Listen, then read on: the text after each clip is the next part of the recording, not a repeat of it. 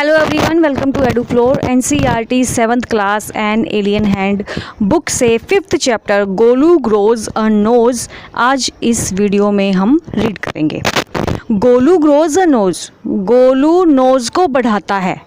कैसे बढ़ाता है? अब वैसे उसको ज़रूरत क्यों पड़ी उसको बढ़ाने की? क्योंकि गोलू जो था उसकी नोज़ बहुत छोटी थी। और गोलू कौन है? गोलू है एक बेबी एलिफेंट हाथी। हाथी का नाम है गोलू। क्या हुआ, कैसे कैसे उसने अपनी नोज़ को बढ़ाया, क्या क्या किया नोज़ को बढ़ाने के लिए? There was a time when the elephant had no trunk. एक ऐसा टाइम था जब एलिफेंट की कोई भी सूंड नहीं थी। Golu a baby elephant, Golu जो एक छोटा हाथी था, बच्चा हाथी, विद अ बल्जी नोज, एक भद्दी सी नोज थी उसकी, is full of questions.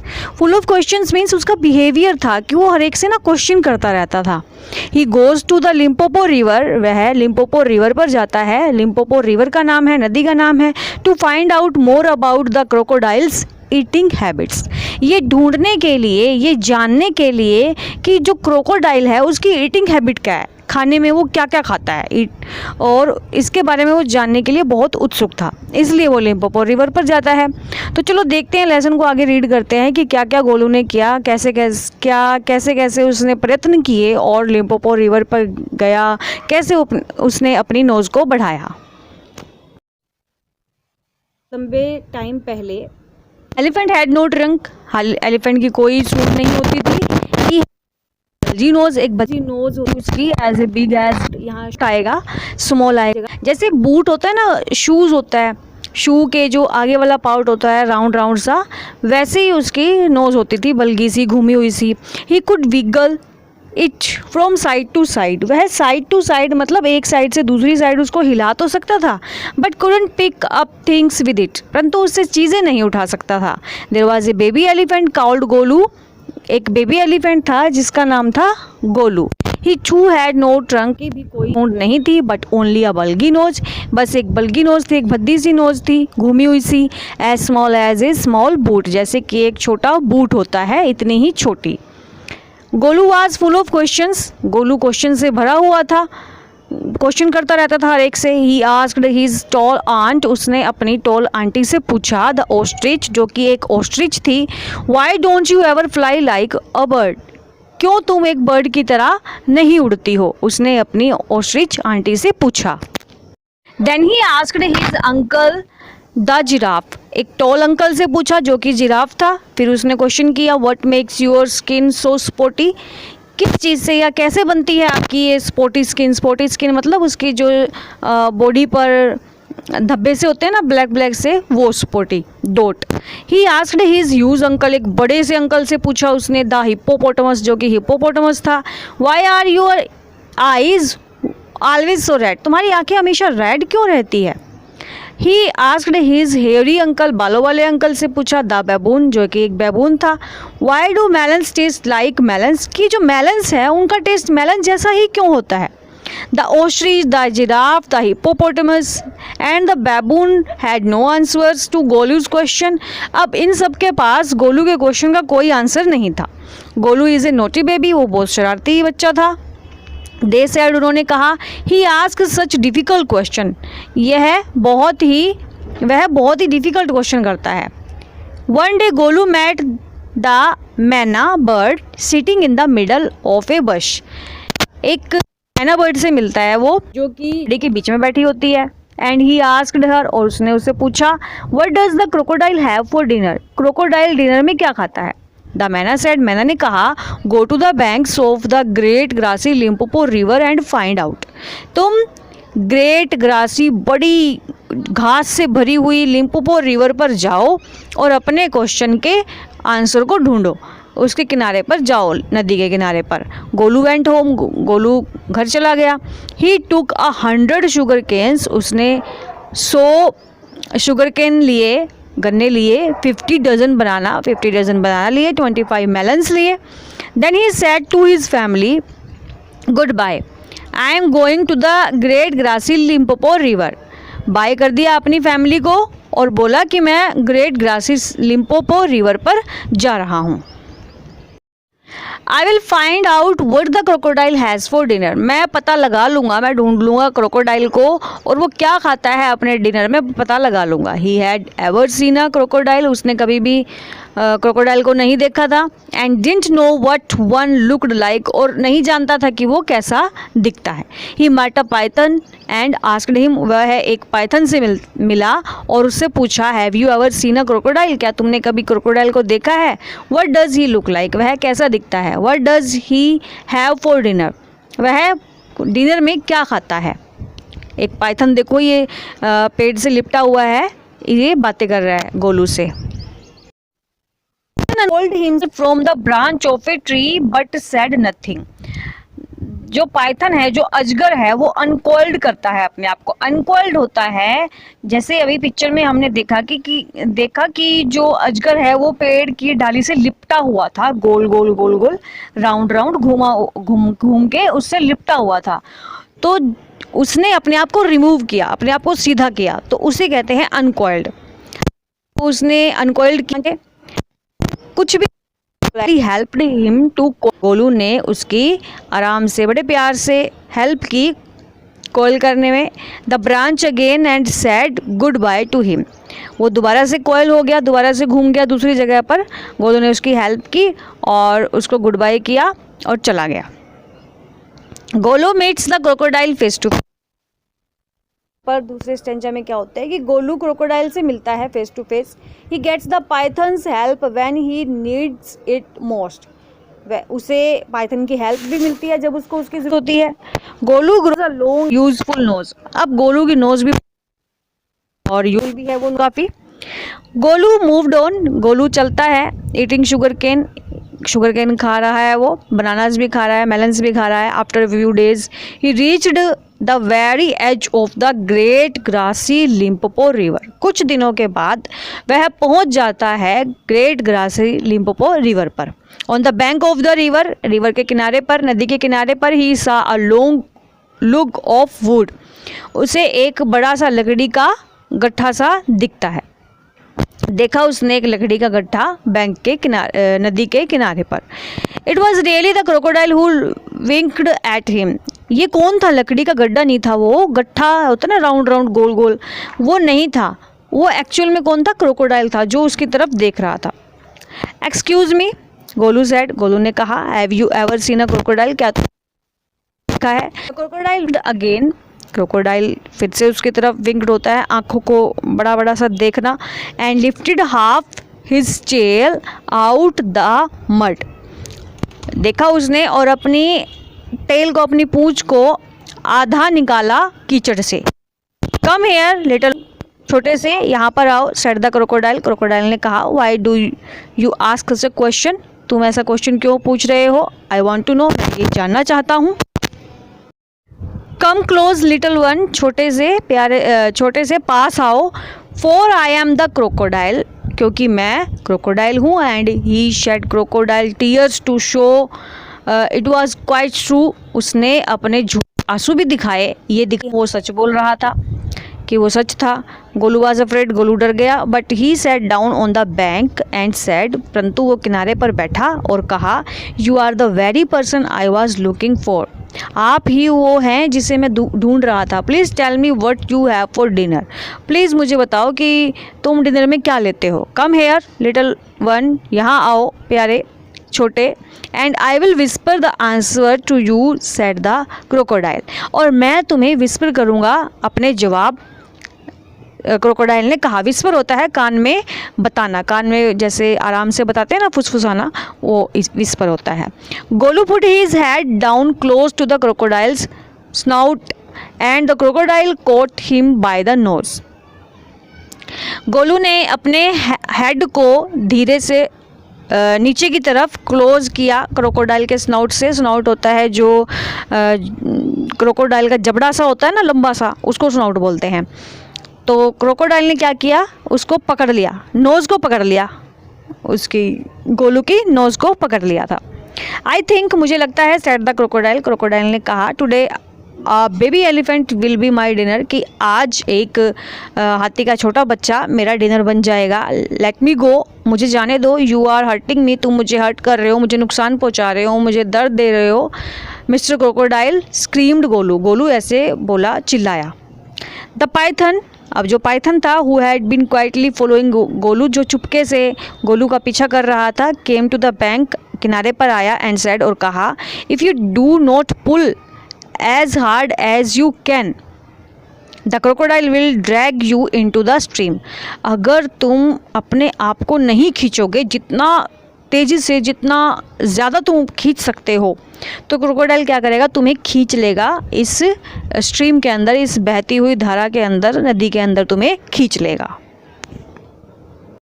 Golu set back on his, Golu अपने छोटे पाँव पर बैठ गया। हॉन्चेस होता है पाँव पर बैठना, पाँव को थोड़ा मोड़ के बैठना।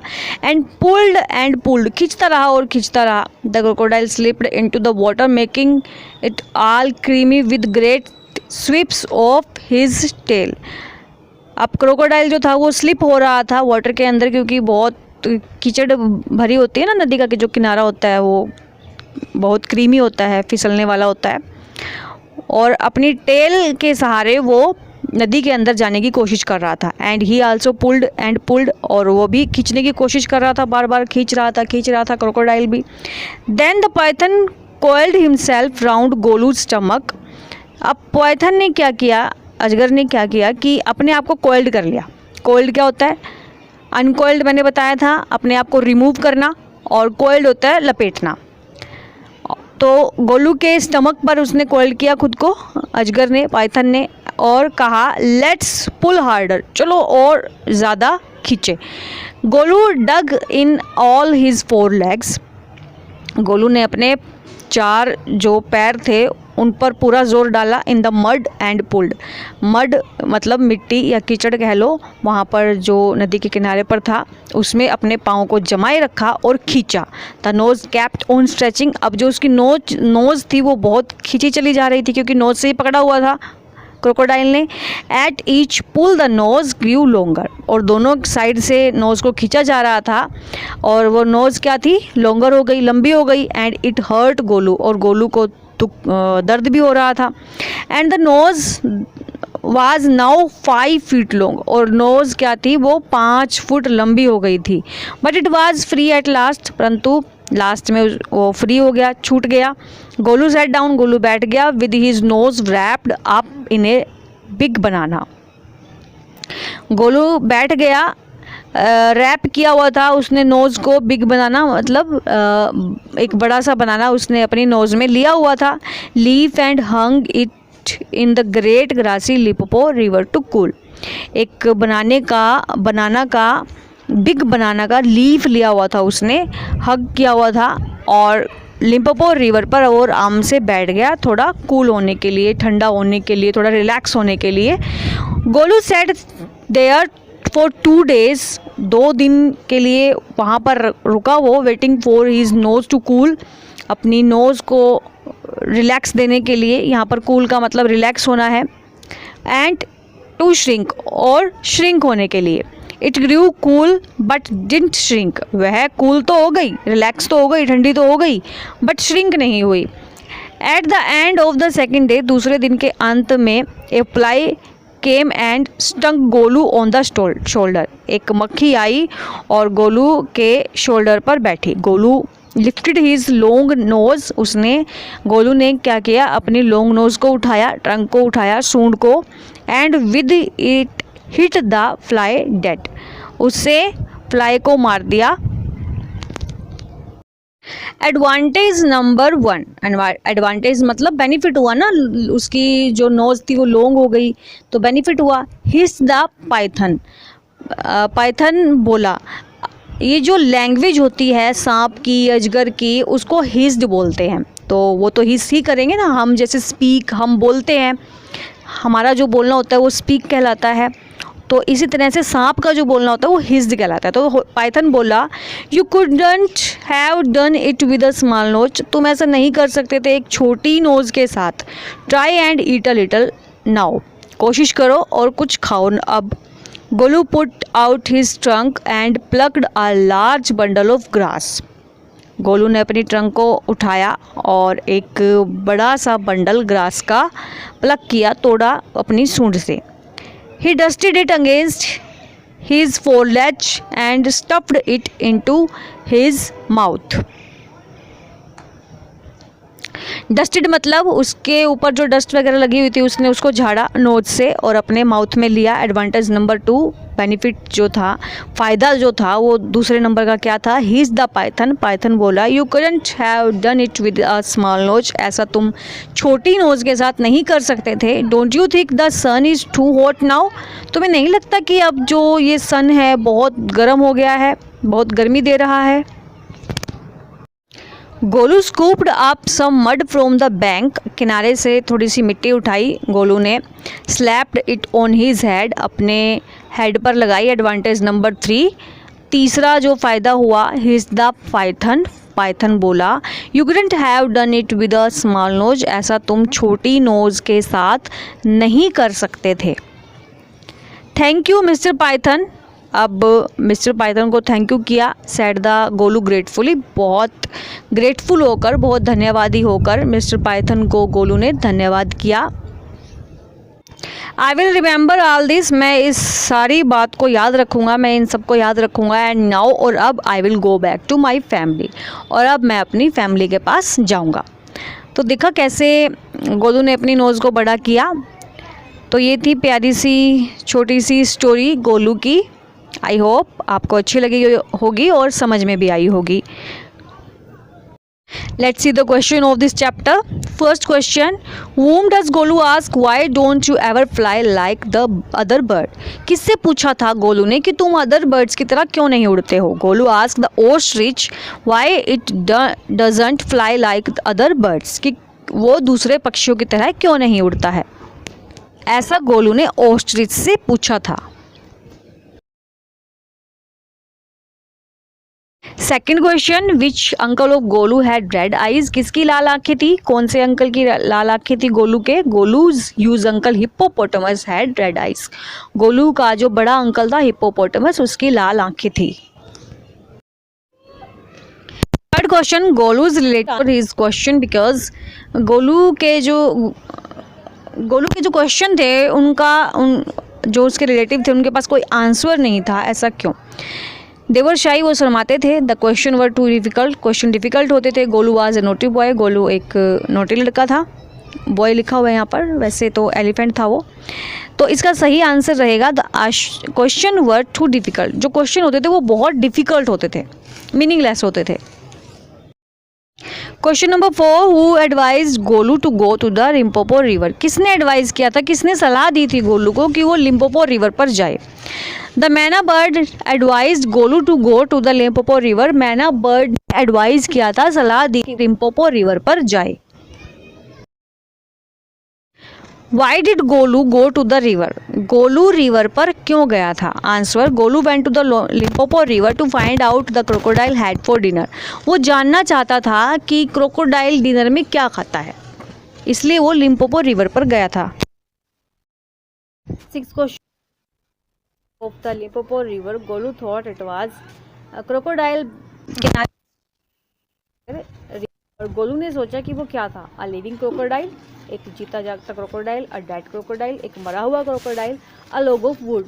तो गोलू ने बारे में क्या सोचा था कि वो लॉग ऑफ वुड है, कि एक लकड़ी का गट्ठा सा होता है जो।